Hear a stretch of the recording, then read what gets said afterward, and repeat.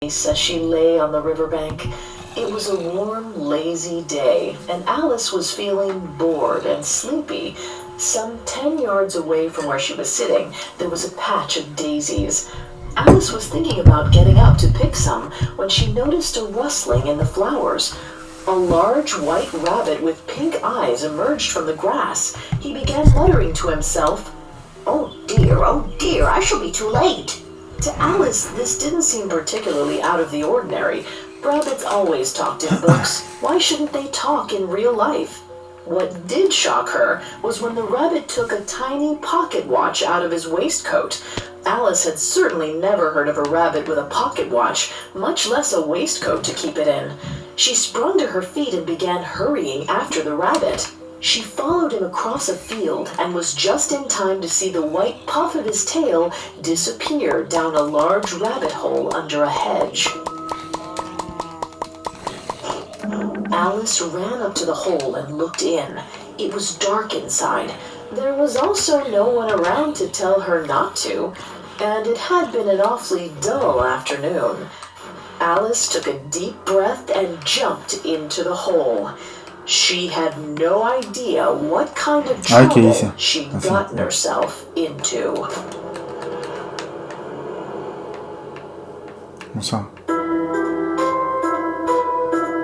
I'm Vanessa Richardson. You're listening to Tales, a Parcast original. Every Wednesday, we dive into the dark origins of another fairy tale. You can find all episodes of Tales and all other Parcast originals for free on Spotify or wherever you listen to podcasts. To stream Tales for free on Spotify, just open the app and type Tales in the search bar. At Parcast, we're grateful for you, our listeners. You allow us to do what we love.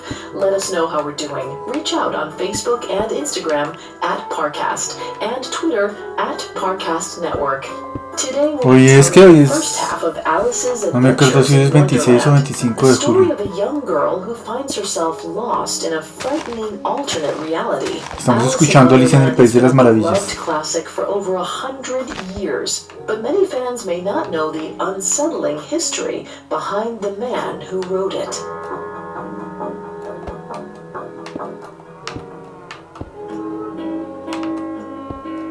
On a sunny summer afternoon in 1864, a middle-aged mathematician named Charles Lutwidge Dodgson took a boating trip with 3 young girls. To keep them entertained, he told a fantastical story about a place where a deck of playing cards ruled over a court of talking animals. It would go on to become one of the best-known children's classics in all of Western literature. Born in 1832 to a country parson, Dodgson is better known by his pen name, Lewis Carroll. In his early 30s, he was a fastidious, introverted mathematics professor with a pronounced stutter, except when he was around female children. Dodgson came alive around young girls, entertaining them with stories, puzzles, and riddles. He had an interest in photography and would often take portraits of his young friends. Some of these pictures were nudes. Victorians understood that child sexual abuse existed, but they held a lot of misconceptions about it.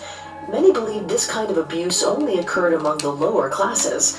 The term pedophilia was not invented until 1896, but even then, it was understood as a trait that could only belong to societal outcasts. It could not possibly manifest in a respectable, middle-class scholar. For Dodgson, there would always be one child who stood above the rest. Alice Little was the daughter of Christ Church's head dean. The Little family was close with Dodgson. Alice and her 2 sisters spent countless afternoons listening to Dodgson's stories and posing for his photographs. There's no hard proof that Dodgson felt any sexual attraction towards Alice, but there is a good deal of evidence that historians have found suspicious. In 1863, there are several strange references in Dodgson's diaries to a falling out with the Little family. They're difficult to piece together because several pages were torn out of the diaries, most likely by relatives after his death. One theory presented by a number of biographers is that Dodgson may have proposed marriage to the 12-year-old Alice. This would seem to be supported by the fact that not long afterwards, Alice's mother burned all the early letters Dodgson had written to her daughter. Whatever the reality of Dodgson's sexuality, the story he wrote for Alice lives on. Most Victorian children's stories are morality tales, intending to teach rather than entertain. Dodgson's story was written for the sole purpose of making Alice happy. It faces a bizarre and frightening world with humor and optimism. Wonderland is filled with nonsensical authority figures, making demands of a child lost in the process of self-discovery. Instead of preaching, it empathizes with its readers and gives them a way to cope with the terrors of childhood. This empathy is what has made Alice in Wonderland a book that resonates with children to this day. Wind rushed past her face as Alice fell down the rabbit hole. As her eyes adjusted to the darkness, she saw that the dirt walls were lined with cupboards and shelves, holding a variety of knickknacks and books. She looked down, but she could not see a thing beneath her. For all she knew, this fall might go on until she'd fallen straight through the earth and come out on the other side. She fell for an awfully long time, and eventually she began to grow sleepy. Just as she was dozing off, Alice landed on a pile of leaves and twigs. She was surprised to find that she wasn't hurt at all. As she stood up and brushed herself off, Alice took in her surroundings. She was in a long, tiled hallway, lined on both sides with wooden doors. A number of brass lamps glowed above her with a low orange light. Alice walked down the hallway, trying the doors as she went. They were all locked. Finally, she came to the end of the hall. A small table with a glass top and 3 curving glass legs sat in the middle of the floor. On it was a golden key. It looked too small to open any of the doors she'd seen, but Alice took it anyway. As she walked down the hall again, Alice noticed a low, red curtain that she'd not seen before. She drew it back and was delighted to see an old-fashioned door about a foot high. Alice fit the key into the lock. There was a little click and the door swung open. She bent down and peered through. On the other side was an earthen passage a few feet long. Beyond that was the most beautiful garden she'd ever seen. There were statues, topiaries, sparkling fountains, and trees full of roses in every color. Alice thought wistfully about how wonderful it would be to get out of this dark hallway and wander about in the sunshine. She might be able to get her head through the door. What use was a head without a body? If only she could retract like a telescope. The thought might seem silly, but it wasn't that much more impossible than any of the other impossible things that had happened to her that day. Alice turned back to the table in the center of the hall, hoping that somehow she might find another key on it, maybe to one of the larger doors. To her surprise, there was something new on the table. It wasn't a key, though. It was a small bottle with a label around the neck that read, "Drink me." Alice examined the bottle. It was not marked poison. Having taken the necessary precautions, she uncorked the bottle and tasted a drop of it. It had a pleasant flavor, like cherry tarts, toffee, a turkey dinner, and hot buttered toast. She chugged it down in one Gracias, señor. ¿Cómo está? ¿Qué ha hecho y qué no ha hecho? Pues le cuento aquí jugando Minecraft en Xbox, subiendo un video y con una plaga de zancudos acá. Pero bueno, el hecho es que estaba viendo directos, el directo de su prima y todo eso, el suyo. Pero bueno, ahorita voy a jugar Minecraft y mañana o pasado mañana voy a transmitir porque el 27 de julio empieza otro concurso. Entonces, ahí, ¿cómo le fue, señor? Her smile vanished. The door was locked, and she had left the key on the glass table. At her present height, the table seemed gigantic. She tried gripping one of the legs and climbing up, but the glass was too slippery. She couldn't manage to get more than a few inches off the ground. Alice sank down next to one of the legs and slumped her shoulders. As she looked around, she noticed a glass box with a tea cake in it. Across the top of the cake, spelled out in currants, were the words, "Eat me." Surely this would change her size too. If it made her bigger, she could reach the key, and if it made her smaller, she could creep under the door. Alice took a dainty bite. Nothing happened. She took another bite, but she seemed to be staying the same size. Alice sighed. The cake was frosted with whipped cream and layered with custard and jam. She supposed if she couldn't get into the garden, at least she wouldn't go hungry. After finishing the cake, Alice sat back to rest against the little table. She closed her eyes, but opened them again when she felt the sensation of her limbs stretching out like clay. She was growing larger. This day keeps getting curiouser and curiouser, she said to herself as she watched her feet get further and further away. Everything was so strange lately. She wondered if she was even the same person she'd been when she woke up that morning. If she wasn't Alice anymore, who was she? Perhaps she was one of the other children who attended her lessons. She couldn't be Ada, whose hair curled up in lovely ringlets. Maybe she was Mabel.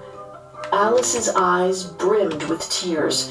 If she was Mabel, she would have to Sí, acá hay unos zancudos. Es que lo que pasa es que en la caneca ya metido una cáscara de mandarina y una cáscara de banano y no me había dado cuenta que estaban más de un 5 o 10 ahí. Entonces empezaron a salir unos mosquitos chiquitos hasta que me di cuenta que era de la caneca y los boté. Los boté y ya los dejé afuera de la casa en una bolsa blanca. She looked down to where a pool of her tears had gathered at the end of the hall. She was surprised to see the white rabbit was hurrying past it, carrying a pair of white gloves and a little paper fan. As soon as he saw Alice, the rabbit let out a little yelp. He dropped his gloves and fan and scurried away. Alice picked up the fan and began cooling herself with it. If only she could shrink back down and go through the little door. Alice felt that if she could get to that garden, she wouldn't be worried at all about becoming Mabel or Ada or anyone else but herself. Alice looked down at her hands. She'd absent-mindedly put on one of the rabbit's gloves. The fan was causing her to shrink again. Alice dropped it in the nick of time. She'd been getting so small that she might have disappeared altogether. Alice kicked the fan away, and suddenly she lost her footing. She slipped on the wet tile floor and fell directly into the pool of her tears. Coming up, Alice must find a way out of her own sorrow.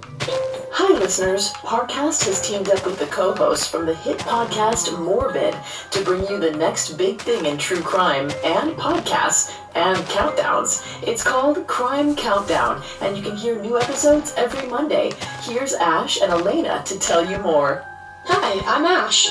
And I'm Elena, and we're hosting the new Parcast original series, Crime Countdown. Ever wonder who the worst serial killer was? How about the creepiest cult? Or which is the coldest of all cold cases? Well, Parcast thinks you deserve answers. Or at least some passionate opinions, and they even listed us and the Parcast research gods to get to the bottom of things. Every Monday on Crime Countdown, we'll discuss 10 unsettling true crime stories centered around a common theme. We'll try to shock, surprise, and one-up each other, debating each case and its ranking with just a hint of humor. We can't help it! Episode topics range from the off-putting to the offbeat and include the top 10 fatal romances, the top 10 Zodiac killer theories, and even the top 10 stolen body parts. We may not always agree, and we may not be experts. But that's what the research gods are for. Follow our new series, Crime Countdown, free on Spotify or wherever you get your podcasts.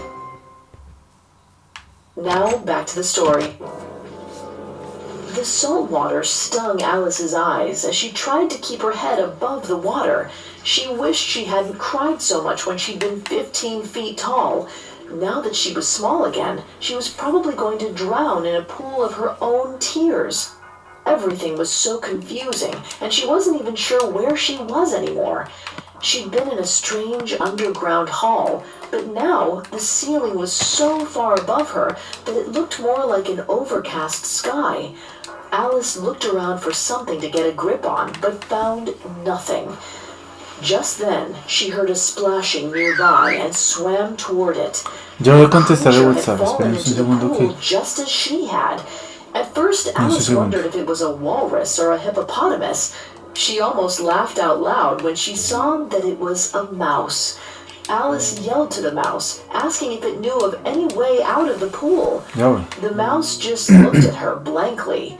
She wondered if perhaps it spoke French, so she said the only phrase she knew in French, "Where is my cat?"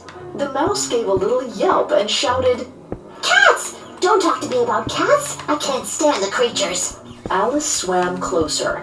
She told him she was terribly sorry to have caused offense, but if he knew her cat Dinah, maybe he wouldn't hate them so much. Dinah is such a sweet thing. All she does is sit by the fireplace, purring and licking her paws, and she's capital at catching mice. The mouse turned to her, his whiskers trembling with passion. He said that he actually had a very good reason for not liking cats. If she must know, he would tell her, but first they ought to swim to shore. He swam away, and Alice followed him. While Alice and the mouse were speaking, the pool had become crowded with birds and small animals. As they climbed up onto a rocky shore, the other animals followed after them. The birds preened their dripping and bedraggled feathers, while the fur-covered creatures shook themselves off. The mouse called for everyone to be seated. He had a plan to get them all dry. The animals placed themselves in a circle around the mouse as he cleared his throat and said, "If you please, this is the driest thing I know." The mouse began an intolerably dull lecture on William the Conqueror.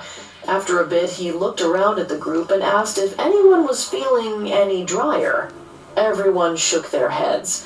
A dodo stood up to say he moved that the meeting adjourn in favor of the adoption of more energetic remedies. An eaglet yelled out, "Speak English!" Looking offended, the dodo explained that they ought to have a caucus race. From what Alice could tell, a caucus race entailed everyone running around in no particular direction for as long as they liked. The animals squabbled and tripped each other. Alice found she had a hard time keeping up. Finally, the dodo declared that the race was over. Everyone had won. Alice Alexa, wasn't sure volume up. anyone had won. Once all the animals had settled down, Alice asked the mouse to tell them why he didn't like cats. The mouse sighed wearily. "Mine is a long, sad tale." Alice looked at the mouse's tail. It was rather long, but she couldn't see what was particularly sad about it. She became so puzzled by the question that she completely forgot to listen to the mouse's story. After a few minutes of this, he gave an angry rap on the eaglet's head and yelled at Alice to pay attention. Alice apologized profusely, but the damage had been done. The mouse left in a huff. Alice called after him, but it was no use. She turned to the other animals and remarked that she wished she had her cat Dinah. "Dinah would bring him back straight away. She can catch anything. Why, you should see her after a bird." As soon as the words left her mouth, Alice regretted them. Several birds visibly stiffened. The canary put a protective arm around its children and exclaimed that it was high time they were off to bed. An owl glared at her before flying off. One by one, all the remaining animals began to leave. Before long, Alice found herself alone once more. She sat down and looked around at the rocky shore. She wished she hadn't mentioned Dinah. No one seemed to like her down here. As tears began to prick at Alice's eyes, she heard the sound of nearby footsteps. She looked up, hoping the mouse might have come back to finish his story, but instead she saw that it was the White Rabbit. He was scurrying around the seashore, peering under rocks and talking to himself. Oh, the Duchess, where could they be? Oh, she'll have me executed as sure as ferrets are ferrets.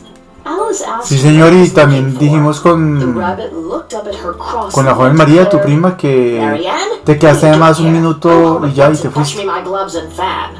Alice was so startled by his tone Y eso. that she didn't even Ahí yo ya me argue. quedé un rato She también just hablando walked con la off in joven the María. direction he was pointing. Y bueno, después de un As she tiempo got further from the shore, the sun Eh, peeked out from behind the clouds. me fue a She tomar una seemed cosa to en la have made her way cocina, out of the hall luego volví entirely allá and was y now luego in me a puse aquí a jugar green Minecraft. countryside. Mientras Soon escucho Alicia en enough, el País de she las came Maravillas, upon pero an el cuento empty original. cottage. It had a brass El original plate que on es the más door terrible y más reading tenaz por una W aplicación en Rabbit. inglés. Alice Y bueno, poked niño, her ¿qué head has hecho y qué no has inside. hecho? When she saw that no one Ojalá, was in, señor, she alguna hurried vez up the aparezca otra vez stairs. por mi It canal. was her De fault the pronto, rabbit pasado had lost mañana his gloves and transmito fan in the porque first hoy place. The no least she transmito could ni do was mañana get him tampoco. another pair. At the top of the stairs, Alice found a large study. On a table near the open window sat a fan and a pair of white kid gloves. She picked them up and was about to leave when she noticed a little bottle sitting next to the looking glass. Voy a abrir la ventana para que se vayan los zancudos. Porque en todo caso sí se van a salir. She was awfully tired of being Estos se so van de una. small.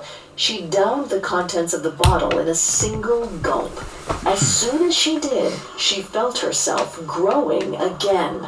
Within seconds, she was too large to get out the door. A few moments after that, she had to crane her neck to keep her head from bursting through the ceiling. As she grew, Alice had to contort herself into a number of rather uncomfortable positions. She finally ended up with one arm sticking out the window and one foot up the chimney. Just then she heard the White Rabbit calling for Mary Ann.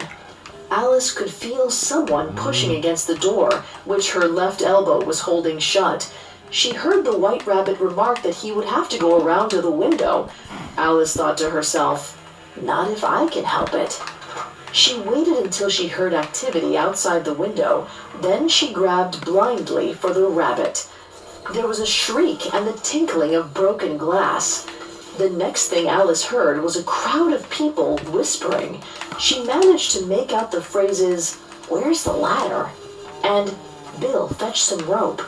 There were sounds of activity on the roof, then more whispering. Someone asked who should be made to go. Several people made excuses. Finally, someone called out, "Where's Bill? Bill, the master says you're to go down the chimney." Alice smiled to herself. So Bill is going down the chimney. He'll face a nasty surprise once he gets here.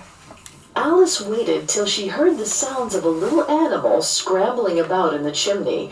Then she drew back her foot and gave one hard kick. There was a yowl and someone remarked, "There goes Bill." Alice heard a crash and then a number of concerned voices. The rabbit called out that they would have to burn the house down. Alice replied, Do that and I'll set Dinah on you. There was a dead silence. For a moment, Alice thought that would be the end of it, but then she heard more movement outside. Alice heard the rabbit say that a barrel full ought to do it. A barrel full of what? Alice wondered. A minute went by, and then a number of pebbles began flying in through the window. Alice called out, You'd better stop that. Once again, the yard fell into silence. Just then, Alice noticed that some of the pebbles had turned into cakes as they entered the house. With her unstuck hand, she managed to Uy, se pick mató one ese up. marrano. As soon as she got it in her mouth, she started to shrink again. Alice sighed with relief. Once she was small enough to make it out of the door, she ran down the stairs and out of the house. There was a mob of animals in the yard. They were gathered around a slumped-over lizard being held up by two guinea pigs. As soon as they saw Alice, they started shouting Pero at si eso her. están hablando de marranos. Alice bolted out of the yard and ran for a nearby wood. As she was running through it, she noticed that the grass was rising up around her and the trees were backing off into the distance. She was still shrinking. When she stopped to rest, she realized that she couldn't be more than 3 inches tall. Alice began to make her way through the grass. What she really wanted was to find that lovely garden again, but she had no idea how to get there. The further she walked, the more she wondered if she would even manage to get out of these woods. There was something altogether unsettling about them. The trees didn't seem to be the right color, and it was much darker than it should have been in the middle of the day. Here and there, paths crisscrossed and seemed to lead nowhere at all. Suddenly, Alice felt very uneasy. As she meandered further and further from the White Rabbit's house, she started to realize just how lost she was. Up next, Alice encounters an extraordinary caterpillar who offers her a change in perspective. Now, back to the story. As Alice wandered around the woods, she considered how nice it would be to go home. Of course, if she went back through the rabbit hole as the wrong person, she might get stuck that way. The only thing she knew for sure was that she didn't want to go home until she knew who she was, and felt quite happy about it. She couldn't stop thinking about the lovely garden she'd seen from the hall. Alice had the oddest feeling that if only she could get to it, everything would make sense again. As she wandered, Alice came upon a clump of brightly colored mushrooms. The one in the center was the biggest, and a large, brilliantly blue caterpillar was sitting atop it. He was smoking something potent from a brass hookah, wearing 8 slippers on his lower feet and a red fez on his head. Alice and the caterpillar examined each other. After a moment, it removed the pipe from its lips and asked in a sleepy voice, "Who are you?" Alice explained that she'd known who she was when she got up this morning, but now she wasn't sure at all. The caterpillar took several long, thoughtful puffs before asking, "Explain yourself." Alice said for one thing, she kept changing her size. She supposed it was the way he would feel when he woke up one day, wrapped in a chrysalis. The caterpillar drew himself to his full height and answered that no, it wasn't. He then asked again, "Who are you?" Since Alice was not finding him particularly helpful, she turned to leave. As she did, the caterpillar yelled that he had something important to tell her. With a sigh, she turned back to him. He looked at her critically and asked, "So you think you've changed?" Alice told him she had indeed, and it wasn't just the growing and shrinking. She'd always been clever, and now she felt quite stupid. The caterpillar stroked his chin, and Alice waited for his response. He yawned, shook himself, and then got down off the mushroom and began to crawl away. As he did, he remarked, "One side will make you grow larger, and the other will make you grow smaller." Alice frowned. One side of what? Almost as if he'd read her mind, the caterpillar called from a long way off, "The mushroom!" Alice examined the mushroom. She pulled out a chunk and began to nibble at it. Suddenly, she was scrunching up like an accordion. She became so squat and fat that her chin touched her feet. Startled by the change, Alice waddled around to the other side of the mushroom and took a piece from there. Immediately, she shot up through the trees. Her neck became so long and slim that it kept getting tangled in tree branches. Bit by bit, Alice nibbled from one side of the mushroom and then the other until her height and proportions felt right. Alice took a chunk from each side of the mushroom and put them in her pockets before setting off through the woods. This time she would be prepared for whatever giant tables or tiny doors she might stumble upon. It wasn't long before the bits of mushroom came in handy. As Alice made her way through the woods, she stumbled upon a grand manor house of about 4 feet tall. She nibbled on the mushroom that would make her smaller until she was 7 inches tall, just the right height to enter the house. As she approached, a fish wearing a powdered wig and a footman's livery came running out of the woods. He knocked on the door of the house, and a frog, also dressed in livery, answered it. The fish footman produced a letter that was almost as large as he was, and proclaimed, "For the Duchess, an invitation from the Queen to play croquet." The frog footman nodded. In an equally pretentious tone, he said, "From the Queen, an invitation for the Duchess to play croquet." The two footmen bowed solemnly. As they did, their wigs fell off. Alice had to turn away to keep from laughing. When she looked back, the fish footman was gone. The frog was sitting on the front steps, staring up at the sky with his mouth open. Alice approached the home and gave a timid knock on the door. The frog looked at her and said, "There's no use in knocking, you know. For one thing, they're making such a racket inside that no one could hear you. For another, I am on this side of the door, so there's no doorman there to open it for you." Before Alice could retort, the door flew open. A china platter came skimming out, narrowly missing the footman's head. Alice saw her chance and entered the house before the door closed again. A cacophony of cries was coming from the kitchen. There was clanging, wailing, and the sound of breaking china. Alice stepped in and found that the air was filled with smoke. At one end of the room, a cook was stirring a pot of soup. Across from her was a rather ugly woman who Alice took to be the Duchess. She was wearing a large old-fashioned headdress and sat on a three-legged stool, nursing a howling baby. Every now and then, the cook paused her stirring to grind an excessive amount of pepper into the soup. This caused the baby and the Duchess to go into fits of coughing and sneezing.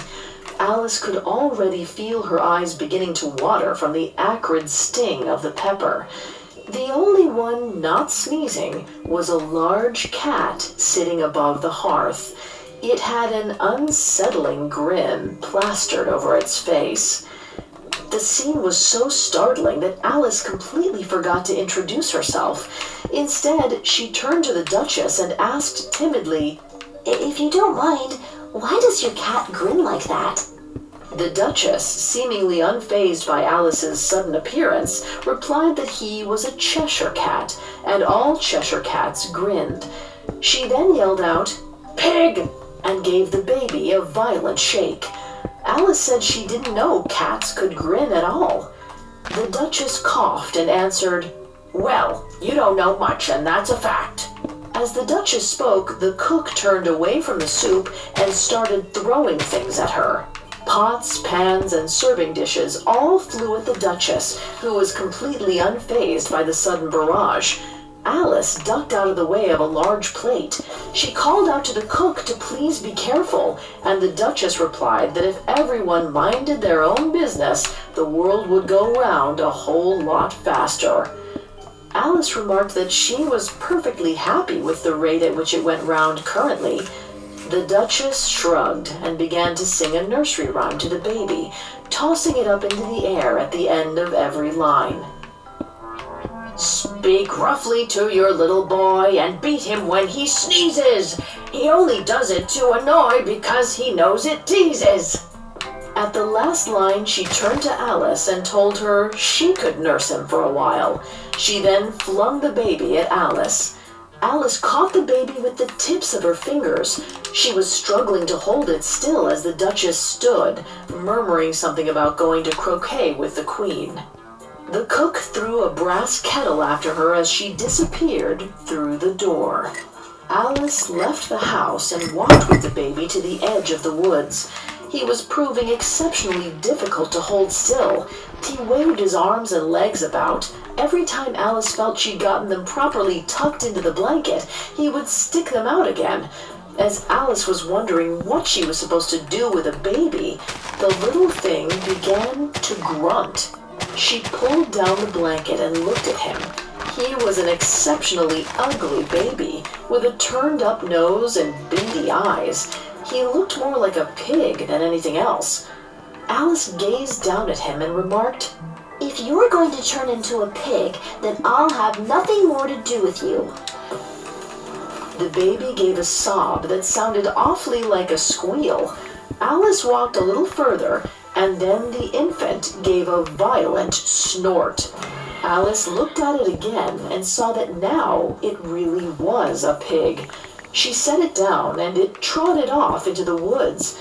It had made a very ugly baby, but Alice thought it made a rather handsome pig.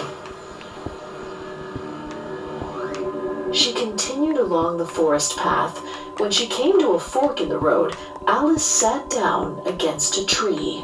There was something eerie about these woods. Everything was so dark, and Alice could not shake the feeling that she was being watched. As she gazed up at the trees, Alice was alarmed to see the Cheshire Cat appear out of thin air, settling on a branch above her. His sharp teeth glinted from beneath his black lips. As he stretched against the tree limb, Alice could see he had terribly long claws. She approached him and asked what kind of people lived nearby. The cat waved one of his paws. It told her that in one direction lived a hatter, and in another a March hare. It began to groom itself and remarked, "Visit either you like, they're both mad. We're all mad here. I'm mad, you're mad." Alice asked the cat how it could know she was mad. He told her she must be, or she wouldn't have come here. Then it asked if she was going to play croquet with the queen. Alice said she hadn't been invited yet. The cat looked at her with its big green eyes and said, "I'll see you there." Then it slowly closed its eyes and vanished. Alice shivered. What a strange and unnerving place this was. She wanted to be herself again and to find her way home, but some part of her worried that perhaps she never would.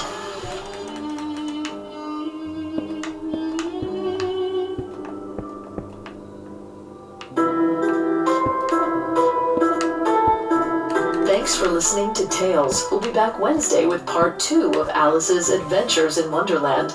You can find more episodes of Tales and all other Parcast originals for free on Spotify. Not only does Spotify already have all of your favorite music, but now Spotify's making it easy for you to enjoy all of your favorite Parcast originals, like Tales, for free from your phone, desktop, or smart speaker. To stream Tales on Spotify, just open the app, tap Browse, and type Tales in the search bar. And don't forget to follow us on Facebook and Instagram at Parcast, and Twitter at Parcast Network.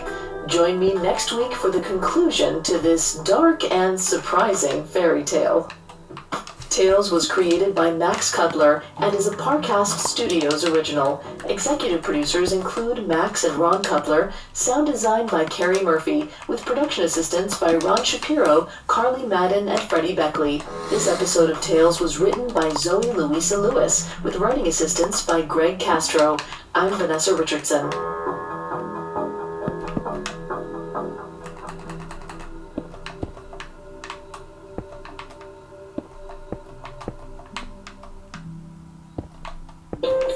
Hi, it's Vanessa. Don't forget to check out the brand new Parcast original series, Crime Countdown, hosted by Ash and Elena from the hit podcast Morbid.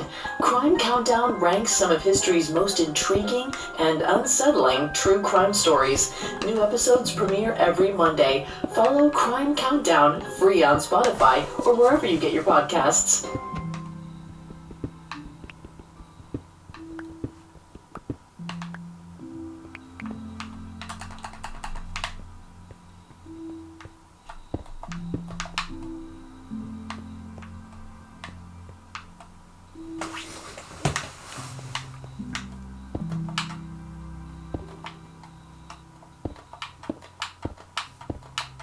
Se acabó el primer capítulo de Alicia en el País de las Maravillas y luego escuchamos el segundo en otro video, yo creo.